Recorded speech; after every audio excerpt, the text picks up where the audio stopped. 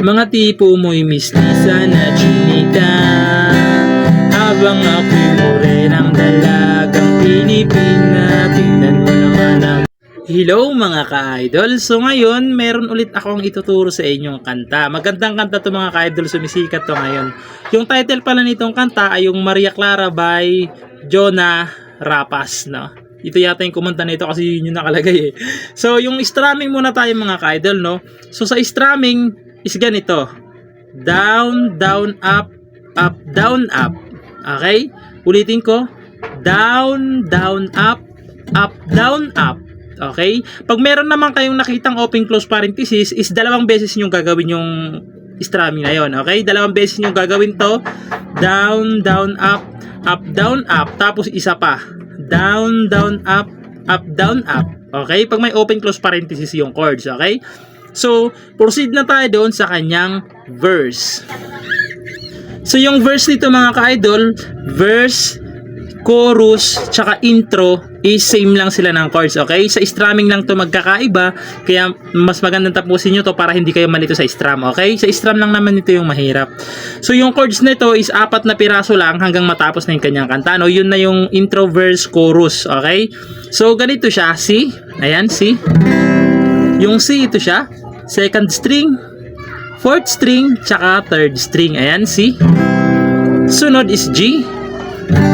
Ayan yung G, ito siya, first string, second string, fifth string, tsaka sixth string, ayan, G. Sunod, A minor. Yung A minor, ito siya, second string ulit, tapos fourth string, tapos third string, ayan. A minor.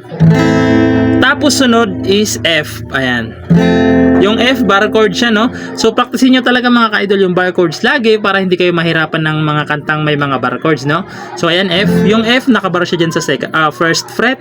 Dito naman sa second fret ay third string. Sa third naman ay fifth string tsaka fourth string. Ayan yung F, okay? Yung 4 na chords na yan is hanggang matapos na yung kanyang kanta, no? So, sasampulan ko muna kayo ng verse kasi dito papasok muna yung strumming na itinuro ko kanina. So, ganito siya pag kinantahan. Hanggang kailan kaya ako maghihintay, hanggang mapansin mo na ang lihim na pagsinta. Siguro pag ako'y maganda na, siguro pag ako'y naging siya, di ko na kailangan pang magsulat nitong kanta. Tapos papasok na yung chorus.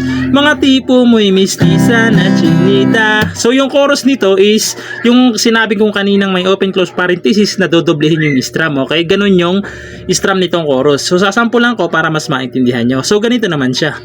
Mga tipo mo'y mistisa na chinita, habang ako'y morenang dalagang Pilipina. Tingnan mo naman ako sa mga mata mo, huwag kang kumaripas ng takbo. Okay? So, ganun lang siya. So, maiksi lang yung sinample ko kasi yun na yung chords niya, no? Hanggang matapos na yung kanta, yun lang yung chords niya. So, ayun lang. Sana nagustuhan yung video natin and bye-bye!